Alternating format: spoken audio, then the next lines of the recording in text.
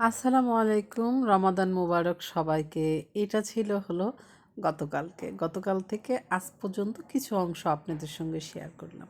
ইফতারের পরে আমি আর আহনাব একটু বারান্দায় বসলাম। আহনাব তো অনেক দুষ্টামি করতেছিল। তবে গত পরশু রাতে আহনাব কিন্তু শেষ রাতে ভাত খাইছে রোজা থাকবে জন্য। তবে শেষ পর্যন্ত সে রোজা থাকতে পারেনি। সকালবেলা উঠে বলতেছে, আম্মু আমার পেটে ইন্দুরে বাচ্চা দৌড়াদৌড়ি করতেছে, ক্ষুধায় তুমি আমাকে ভাত দাও।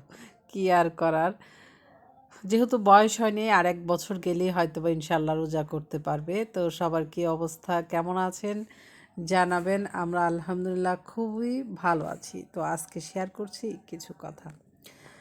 আমাদের মধ্যে কিছু মধ্যবিত্ত ফ্যামিলি আছে, দেখবেন খুব টানা ক্রাইসিসে তাদের সংসার চলে।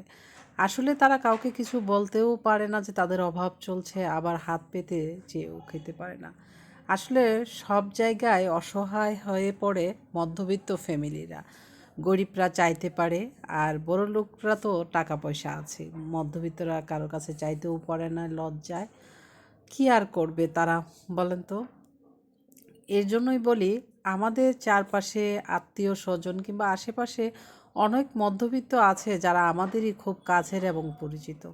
যদি সামর্থ্য থাকে তাহলে আমরা যেন সেই প্রত্যেকটা মানুষকে কিছু হলেও উপকার করি।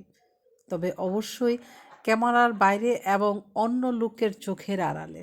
কারণ তারা তো লোক লজ্জার ভয় কারো কাছে চাইতেই পারে না। তাহলে তাদেরকে আমরা যা দেব সেটা যেন গোপনে হয়। একমাত্র আল্লাহ তাআলা জানলেই তো হয়, তাই না, বলেন তো। আমি তাকে যা দিব কিংবা আপনি যাকে যা দিবেন তা লোকের কেন জানতে হবে? আমরা কি লোক দেখানোর জন্য দিচ্ছি? অবশ্যই না। আমরা কার জন্য দিচ্ছি? কিছু সোয়াবের জন্য, তাই না? সেই সোয়াবটা যদি আল্লাহ তাআলা পর্যন্তই থাকে, আল্লাহ তাআলা তো তাই পছন্দ করে যে যাকে দান করো গোপনে করো। তাহলে আমরা কেন মানুষকে দেখাবো?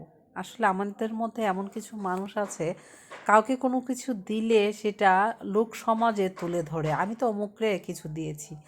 একটা কথায় আমি বিশ্বাসী কি জানেন, আপনি আমাকে কখনোই কিছু দিতে পারবেন না যদি সেটা আমার নসিব কিংবা রিজিকে না থাকে। আল্লাহ তাআলা আমার রিজিকটা যদি আপনার ঘুরে আপনার হাতে আপনার পকেটে আপনার টাকায় লিখে রাখে, তাহলে কিন্তু আপনি আমাকে দিতে পারবেন।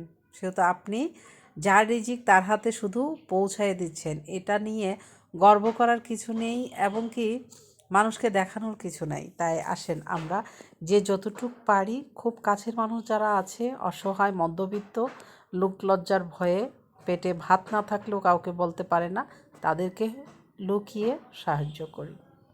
আল্লাহ যেন এই রমজান মাসে আমাদের প্রত্যেককে সমস্ত গুনাহ মাফ করে দেন এবং হেদায়েত দান করেন। সবাই ভালো থাকবেন, সুস্থ থাকবেন। আল্লাহ হাফেজ।